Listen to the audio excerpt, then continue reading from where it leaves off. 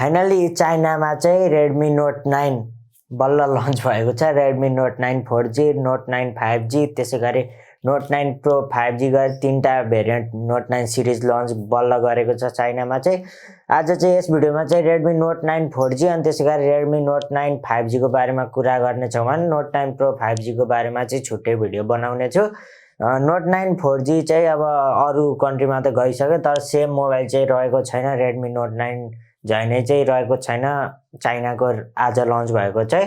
त्यसै कारणले यो फोन पनि आउने चान्स चाहिँ रहेको छैन। लगभग सुरुमा चाहिँ Redmi Note 9 4G को कुरा गर्दा चाहिँ यो चाहिँ हिजो भिडियो बनाएको थिएँ नि Poco M3, लगभग त्यस्तै नै लाग्यो मलाई फिचर्सहरु सुन्दा चाहिँ, जुन चाहिँ Snapdragon 662 प्रोसेसर रहेको छ अनि त्यसैगरी 48 मेगापिक्सलको ट्रिपल क्यामेरा नै रहेको छ अनि 6000 mAh battery, 18 watt fast charger नै रहेको छ। लगभग फिचर्सहरु चाहिँ सेम नै रहेको छ अनि 4GB 128GB भेरिएन्ट लन्च गरेको छ चाइनामा चाहिँ Redmi Note 9 4G चाहिँ, जसको प्राइस चाहिँ 999 युआन रहेको छ, जुन चाहिँ नेपाली मार्केटमा कन्भर्ट गर्दा त्यही 17-18 हजार नै पर्न जान्छ, 17-18 हजार नै पर्न जान्छ।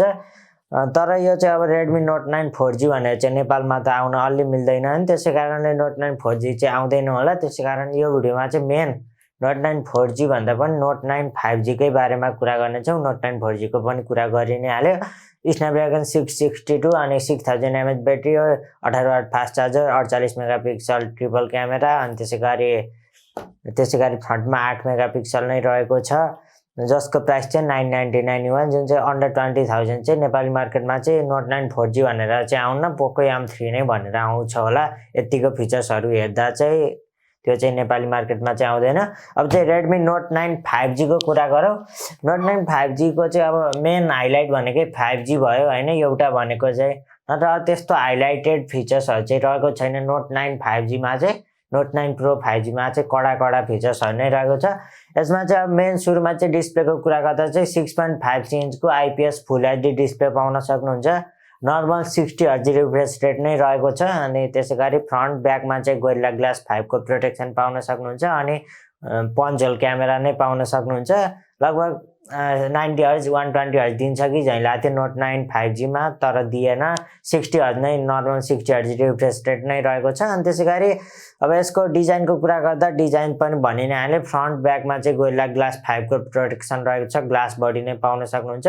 ब्याकमा चाहिँ क्यामेरा हाउसिङको कुरा गर्दा चाहिँ सर्कुलर डिजाइन रहेको छ, हेर्दा चाहिँ मी 10T लाइट जस्तै नै रहेको छ, जुन चाहिँ सेम नै लगभग सेम नै रहेको छ। जुन चाहिँ अब प्रोसेसरको कुरा गर्दा चाहिँ MediaTekको Dimensity 800U प्रोसेसर रहेको छ, जुन चाहिँ 7nm बेस्ड प्रोसेसर हो। Mali G17 GPU रहेको छ, CPU octa-core Cortex A17 CPU पाउन सक्नुहुन्छ। GPU भन्नाले Mali-को G17 GPU रहेको छ अनि जुन चाहिँ एकदम यो प्राइस रेन्जमा चाहिँ 5G यतिको 800U चाहिँ एकदम बेस्ट 7nm बेस्ट प्रोसेसर हैन, पावर एफिसिएन्सी प्रोसेसर रहेको छ, एकदम राम्रो रहेको छ। अनि त्यसैगरी क्यामेराको कुरा गर्दा पनि क्यामेरा पनि मी 10T लाइट जस्तै नै रहेको छ, जुन चाहिँ 48+8+2 ट्रिपल क्यामेरा सेटअप रहेको छ।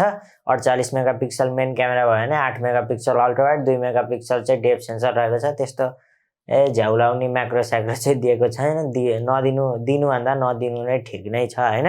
सर्कुलर डिजाइनमा चाहिँ अनि भने फ्रन्टमा चाहिँ 13 मेगापिक्सलको चाहिँ फ्रन्ट क्यामेरा पाउन सक्नुहुन्छ, जुन चाहिँ क्यामेराको हिसाबले पनि एकदम ठिकठाक नै रहेको छ। Note 9 5G चाहिँ लगभग नेपाली मार्केटमा लन्च भएको, इन्टरनेसनल मार्केटमै लन्च भएको Note 9 Pro जतिको नै लाग्यो मलाई हेर्दा चाहिँ। अनि त्यसैगरी नर्मल 60 हर्ज भनि नै हाले डिस्प्लेको कुरा गर्दा चाहिँ, अनि प्रोसेसर भनि नै हाले अनि ब्याट्री चाहिँ 5000 mAh को battery with 18 watt fast charger नै रहेको छ, जुन चाहिँ अब तपाईहरुलाई याद आयो होला हैन। Note 9 Pro पनि सेम नै रहेको थियो अरु मार्केटमा गएको चाहिँ। त्यसै कारणले मेन चाहिँ त्यति प्रोसेसर चेन्ज गरेको छ, नत्र ब्याट्री 5000 mAh ब्याट्री अनि 18 वाट फास्ट चार्जर अनि त्यसैगरी 48 megapixel camera, 13 megapixel front camera, 6.5 inch normal 60 hertz refresh rate, gorilla glass 5 protection हैन। अनि यसको प्राइस चाहिँ तीनटा भेरिएन्ट LPDDR4X र्याम भएको UFS 2.2 स्टोरेज टाइप भएको चाहिँ एभाइलेबल रहेको छ, जुन चाहिँ LPDDR4X 4GB चाहिँ छैन, 6GB र 8GB भेरिएन्ट रहेको छ भने स्टोरेज चाहिँ 128 र 256GB भेरिएन्टमा पाउन सक्नुहुन्छ, जुन चाहिँ 6GB 128GB 8GB 128GB र 8GB 256GB भेरिएन्ट गए तीनटा भेरिएन्ट उपलब्ध रहेको छ, जसको प्राइस चाहिँ 1300 युआन देखि 1700 युआनसम्म गएको 1300, 1500, 1700 युआन रहेको छ चाइनामा चाहिँ, जुन चाहिँ नेपाली मार्केटमा कन्भर्ट गर्दा 25-26 हजारमा बेस भेरिएन्ट, त्यसै गरी 32 देखि 35 हजार चाहिँ अप्पर भेरिएन्टसम्म जाने चान्स रहेको छ, जुन चाहिँ अब यो पनि हैन त्यस्तो अब नोट 9 प्रो म्याक्स जस्तो अरू फिचर्स त रहेको छैन। मेन हाइलाइट नै अब त्यति मिडियाटेक डाइमेन्सिटी 800U रहेको छ, 5G प्रोसेसर रहेको छैन मेन हाइलाइट भनेको चाहिँ, त्यसै कारणले त्यस्तो धेरै चाहिँ रहेको छैन त्यस्तो नोट 9 प्रो। अब तपाईहरुलाई चाहिँ 5G चाहिन्छ भने चाहिँ अब नेपाली मार्केटमा चाहिँ नोट 9 प्रो 5G भनेर चाहिँ आउँदैन होला, नोट 9T प्रो अथवा नोट 10 प्रो नै नामले पनि आउन सक्छ, नोट 9 प्रो 5G चाहिँ आउँदैन, नोट 9T प्रो भनेर चाहिँ आउने चान्स रहेको छ हैन। नेपाली मार्केटमा पनि छिटै नै लन्च गर्ला। अब नेपाली मार्केटमा 5G फोन अन्डर 30,000 चाहिँ यदि xiaomiले लन्च गर्यो भने चाहिँ यो नै फर्स्ट हुन्छ। तर फिचर्सहरु अरु फिचर्सहरु हेर्दा चाहिँ यो प्राइस रेन्जमा त्यस्तो टक्कर दिने फिचर्स चाहिँ रहेको छैन। नोट 9 प्रो 5G मा चाहिँ नोट 9 5G मा चाहिँ नोट 9 प्रो 5G त कडा छ नि हैन, म त्यसको अलग भिडियो त्यसै नि बनाइ नै हाल्छु हैन। अब आजको लागि चाहिँ भिडियो यही नै रहेको छ, एकदम छोटो मिठो हैन, भर्खर लन्च भएको कारणले चाहिँ झ्यामझुम हाल्दियौं। आज भिडियो पनि हालेको थिएन, त्यसै कारणले चाहिँ 11 बजे भए पनि भिडियो चाहिँ हाल्छु। आज चाहिँ यही नै भिडियो रहेको छ आजको चाहिँ। भोलि चाहिँ टेक न्यूज आउन नै हाल्छ, अनि त्यसैगरी नोट 9 प्रो 5G को पनि फिचर्सको भिडियो लिएर उपस्थित हुने नै छु। आजको लागि बाइ बाइ, किप भ्युइङ।